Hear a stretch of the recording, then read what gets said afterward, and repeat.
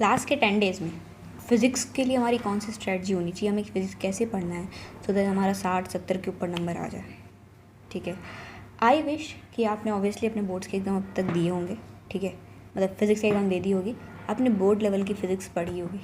ठीक है, तो जो भी चीज़ इसमें बताया जा रहा है, जो भी रिसोर्सेज आपको बताया जाएगा, जो भी रिसोर्स आपको दिया जाएगा, कहाँ से प्रॉब्लम लगाना है, ये सब कुछ जो भी आपको बताया जाएगा, प्लीज़ प्रॉमिस करो कि आप वो चीज़ें सच में फॉलो करोगे।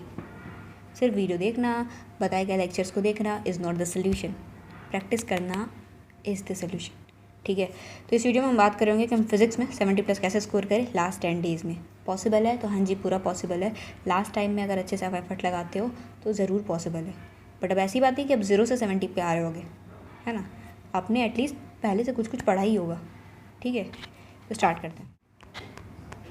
तो सबसे पहले अगर हम एनालिसिस पार्ट देखें तो आप देखो कि most of the shift papers were between easy to moderate which resulted in higher marks for higher percentile. Obviously हमारा जो फिज़िक्स का जो पेपर का लेवल है वो कैसा था, वो आपका ईजी से मॉडरेट रहा है। तो इसलिए जो हमारा परसेंटाइल, अगर हमें मतलब 99 परसेंटाइल के हमें ज़्यादा मार्क्स लाने पड़े मैथ्स के कंपेयर, मैथ्स में आपको पता है आपको 33 मार्क्स पे 31 जनवरी को आपका 99 परसेंटाइल आया था। ठीक है, तो वहाँ पे क्योंकि हार्ड आता है तो ऑब्वियसली कम मार्क्स पे ज़्यादा परसेंटाइल, यहाँ पे इजी है तो ये ज़्यादा मार्क्स पे ज़्यादा परसेंटाइल। ठीक है, तो देखो यार 80+ आपका एवरेज रिक्वायर्ड है फॉर 99 परसेंटाइल एंड 45+ अगर आपका आता है तो आपका 90+ परसेंटाइल आ जाएगा। ठीक है, तो 80+ अगर हम ला रहे होंगे तो हमारा 99 परसेंटाइल के ऊपर जाएगा। ठीक है, तो अगर अपन कहीं बीच में लाएँ, मतलब अगर हम 65 से 70 स्कोर करें तो हम 96-97 परसेंटाइल एक्सपेक्ट कर सकते हैं फिज़िक्स में। ठीक है, अब देखो यार फिज़िक्स में कौन कौन से चैप्टर हमें करने हैं। पहले आप चैप्टर्स के नाम सुन लो, उसके बाद कहाँ से कैसे करने वो आपको बता रहे होंगे। तो dual nature, atomic physics and nuclei, ये तीनों हमारा मिला के मॉडर्न फिजिक्स होता है ना। तो यहाँ से आपके 3 क्वेश्चन आ रहे होंगे, ये तीनों अच्छे से कर लो। ठीक है, डुएबल क्वेश्चन आता है इसलिए हम आपको बता रहे हैं कि कर लो। ठीक है, अब इन तीनों के जब PYQs करने जाओगे तो कम से कम 40 PYQs तीनों के करने हैं। ठीक है, तभी आपको कॉन्फिडेंस आ रहा होगा। अगर हमने आपको कितने 13 चैप्टर के नाम दिए हैं तो आप ऐसा कर लो कि जो जो इजी उनमें से उन चैप्टर को आप 2 चैप्टर एक दिन में करो। जैसे dual nature and atomic physics आप 2 चैप्टर एक दिन में कर सकते हो। न्यूक्लियाई और EMW 2 चैप्टर एक दिन में कर सकते हो। KTG हो गया, लॉजिक गेट 2 चैप्टर एक दिन में कर सकते हो। ऐसे डिवाइड करो ताकि आपका एटलीस्ट 8 से 9 दिन में सिलेबस हो जाए।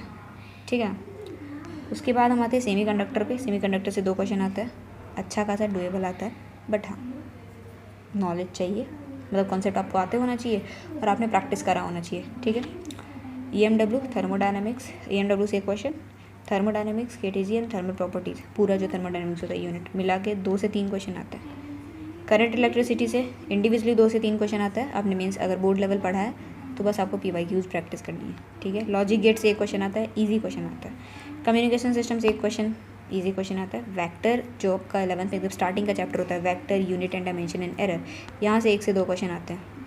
ठीक है, और लास्ट में या तो आपको मैग्नेटिक इफेक्ट ऑफ करंट करना है या तो आपको इलेक्ट्रोस्टैटिक्स करना है, आपके ऊपर है, कोई भी इनमें से करो। मतलब इससे 2 क्वेश्चन आता है, इससे 2 क्वेश्चन आता है, अब आपके ऊपर आपको कौन सा करना है। ठीक है, जो आपका अच्छे से तैयार है वो आप कर लो। तो ये चैप्टर करने हैं। अब हम आते हैं कि हम मटेरियल क्या फॉलो कर रहे होंगे। तो हम जैसे हमें करना है डे 1 हमें dual nature of atom and atomic physics दोनों करना है।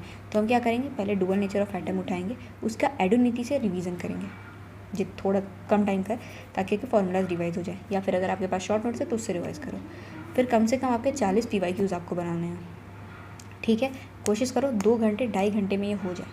अब सेम चीज़ प्रोसीजर फॉलो करना एटॉमिक फिजिक्स के लिए, एडोनिटी से रिवीजन करो, PYQs उठाओ, कम से कम 40 PYQs करो एटॉमिक फिजिक्स का, चैप्टर क्लोज। ठीक है, ऐसे आपका डुअल नेचर और एटॉमिक फिजिक्स दोनों हो गया।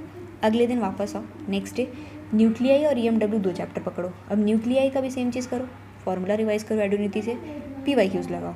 EMW का फार्मूला रिवाइज करो, PYQs लगाओ। सेम सीरीज सेम चीज़ आपको फॉलो करना है। आप देख रहे हो प्रैक्टिस पे ज़्यादा फोकस कर रहे हैं। और टू बी ऑनेस्ट अगर मैं आपसे पूछूँ ना आपने कौन सी एक गलती करी है, तो आप ज़रूर बोलोगे कि आपने रिवीजन नहीं करा है, आपने मॉक टेस्ट नहीं दिया, आपने प्रैक्टिस नहीं करी है। तो ये 3 चीज़ें ना यार मैक्सिमाइज़ कर दो जो लास्ट के 10 दिन बचे उसमें, तभी आपका रिज़ल्ट मैक्सिमाइज़ हो रहा होगा। ठीक है, बताई गई हर एक चीज़ को डीपली समझो, अच्छे से फॉलो करो और रिज़ल्ट आपको पक्का मिलेगा। लास्ट 10 डेज़ जो है ना, उनमें बस आपको डेली आना है, वीडियो के नीचे कमेंट करना है कि day 1 completed, day 2 completed, day 3 completed, so that आपका एक मोटिवेशन रहे कि हाँ यार हम कर रहे हैं, ठीक है। एंड आपको अपने ऊपर ट्रस्ट होना चाहिए कि आप कर लोगे, ठीक है। क्योंकि यार आपने ना एक बार वो सपना देखा था कि हमें वो चीज़ करनी है, तो अगर आप नहीं करोगे देन हु विल डू, ठीक है। हमें ना टॉप 1 नहीं लाना, हमें AIR 1, AIR 2, AIR 3, AIR 1000 नहीं लाना है, हमें 50-55 हज़ार लाना है, 94-95 परसेंटाइल लाना है, अच्छी NIT मिल जाएगी, है ना। तो बताई गई बातों को सही से सुनो, समझो, फॉलो, एंड प्लीज़ यार चैनल को सब्सक्राइब करो, बिकॉज आप लोग सब्सक्राइब नहीं कर रहे हो यार। तो do subscribe, like this video, thank you so much for watching this video, bye.